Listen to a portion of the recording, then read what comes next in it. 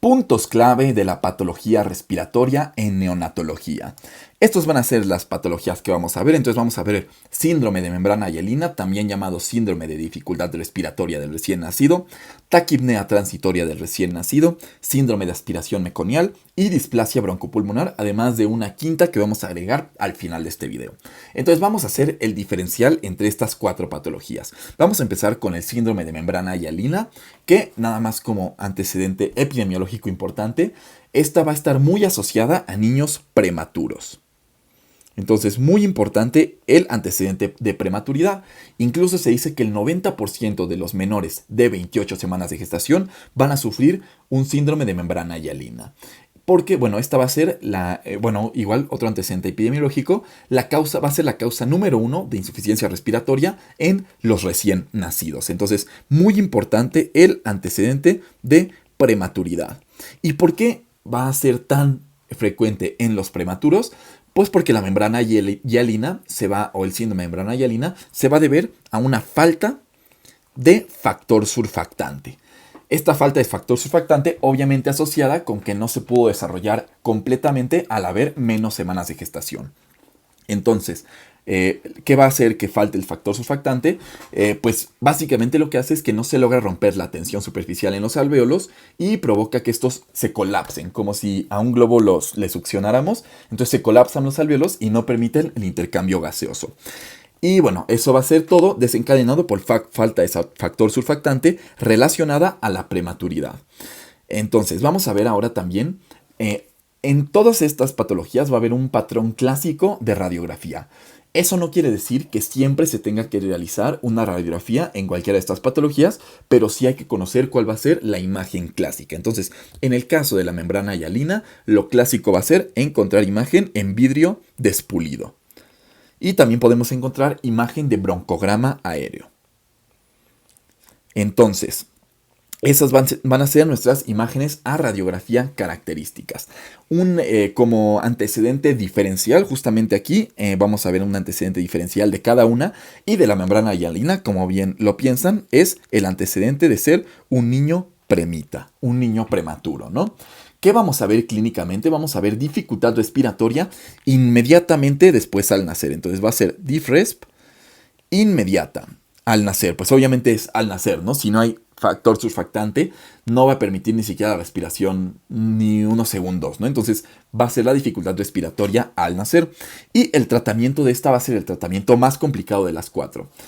Lo primero que tenemos que realizar es darle oxígeno al paciente y factor surfactante. Entonces, eso va a ser lo primero que tenemos que saber. Y bueno, vamos a darlo de distintas formas.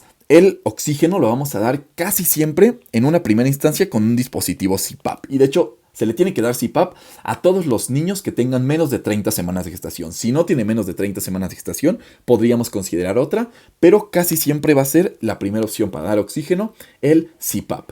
Vamos a intubar únicamente en caso de que con una FiO2 con oxígeno o una FiO2 de más del 50% no haya mejoría, pero ya sería como una segunda opción, igualmente relacionada a nuestro factor surfactante, porque nuestro factor surfactante también lo podemos pasar intubado o no. Entonces, la primera opción para pasar el factor surfactante va a ser con la técnica LISA, la cual no va a implicar que el paciente se encuentre intubado.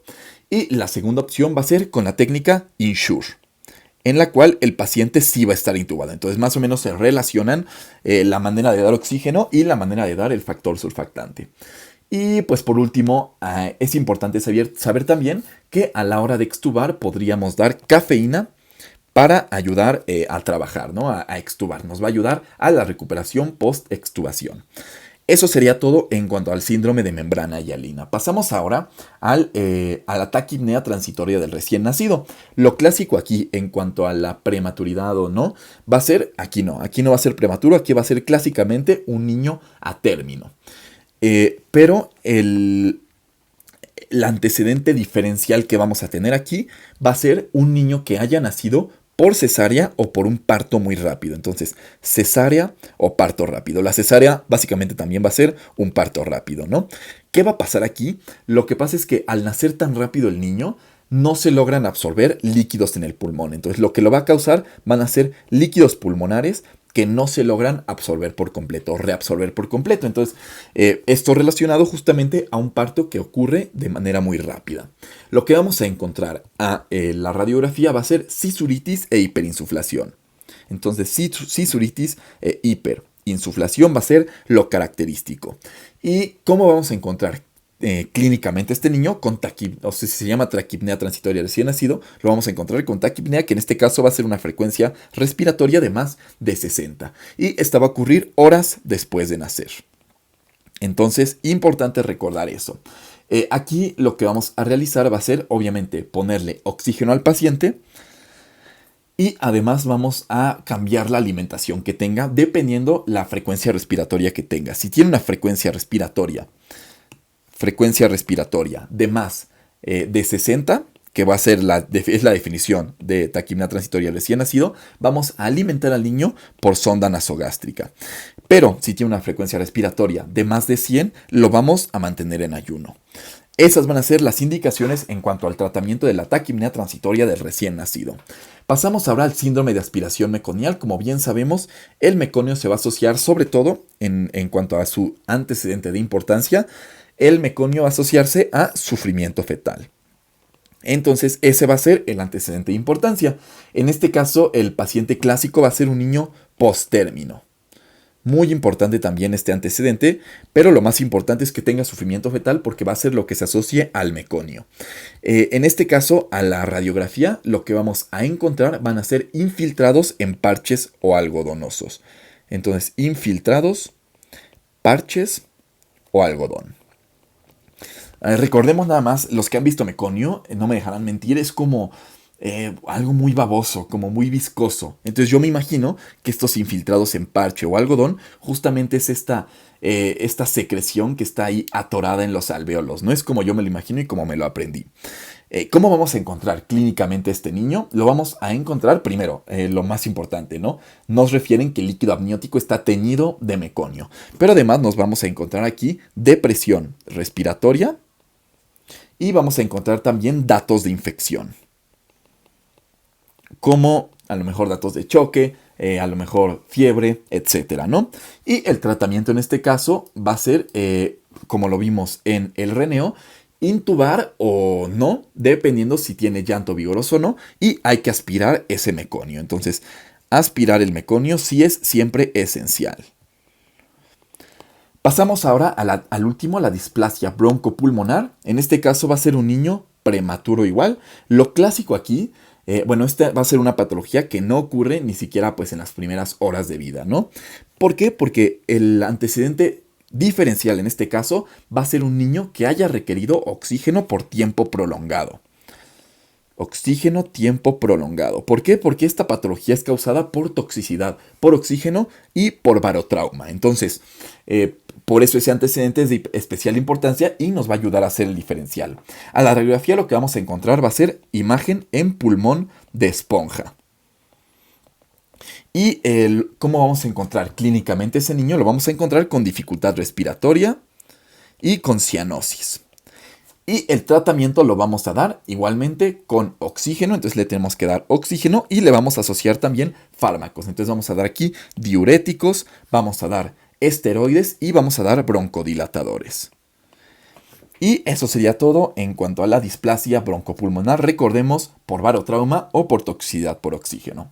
Y por último vamos a ver el tema de hipertensión pulmonar. La hipertensión pulmonar va a ser clásicamente debida a una hernia diafragmática. Entonces, recordemos que una hernia diafragmática, aquí está el diafragma, va a ser un defecto en la pared o en el diafragma que va a ocasionar que si están aquí los pulmones, algunas de las vísceras del abdomen se protruyan hacia la cavidad torácica, ¿no? Entonces van a protruir y van a empezar a, empujar o apretar nuestros pulmones, ¿no? Y por eso es que se puede causar hipertensión pulmonar, aumentan su tensión.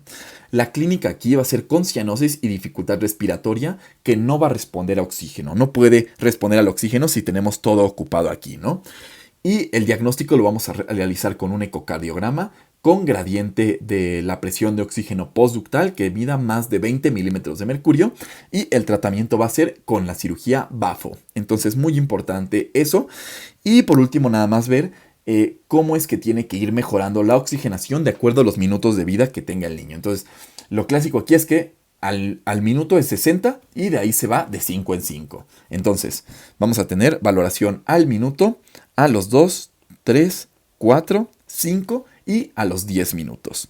Entonces recordemos, al minuto dijimos que iba a ser de 60 y de ahí le vamos sumando 5. Entonces al minuto 65, a los 3 minutos 70, a los 4 75, 80 y 85. Y nada más le sumamos 5 minutos para su rango, ¿no? Entonces 60 a 65, 65 a 70, 75, 80, 85 y 90. Y eso es todo en cuanto a esta parte de la saturación por los minutos de vida. Y eso sería todo en cuanto a la patología respiratoria en neonatología. De este lado está el apunte. Muchas gracias.